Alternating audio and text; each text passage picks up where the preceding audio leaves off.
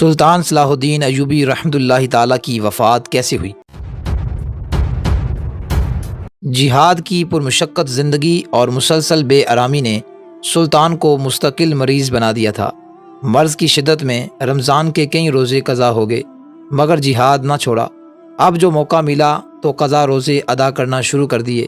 معالج نے ان کی تکلیف کا لحاظ کرتے ہوئے اس سے منع کیا، مگر سلطان نے یہ کہہ کر کہ نامعلوم آئندہ کیا حالات پیش آئیں، تمام قضا روزے پورے کیے۔ صفر 599 ہجری میں بیماری شدت اختیار کر گئی اور وفات سے 3 روز قبل غشی کی حالت طاری ہو گئی۔ 27 صفر کی صبح کا ستارہ افق پر نمودار ہوا تو سلطان صلاح الدین ایوبی رحمۃ اللہ تعالیٰ کی نبضیں ڈوب رہی تھی۔ شیخ ابو جعفر رحمۃ اللہ تعالیٰ نے سکرات موت کے آثار محسوس کر کے سورۃ حشر کی تلاوت شروع کی۔ جب آیت هو اللہ الذی لا الہ الا هو عالم الغیب والشہادۃ پر پہنچے تو یکا یک سلطان نے آنکھیں کھول دی، مسکرائے اور تبسم ریز لہجے میں کہا، سچ ہے، یہ کہہ کر ہمیشہ کے لیے آنکھیں بند کر لی۔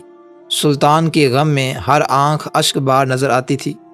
صلیبی دنیا کے چھکے چھڑا دینے والے اس مرد مجاہد کا انتقال اس حال میں ہوا کہ ترکے میں کوئی گاؤں، باغ اور مکان نہ چھوڑا، بلکہ تاریخ شاہد ہے کہ جب اس عظیم رہنما کا انتقال ہوا تو ان کے پاس صرف 1 سونے کی اور 40 چاندی کی اشرفیاں تھیں۔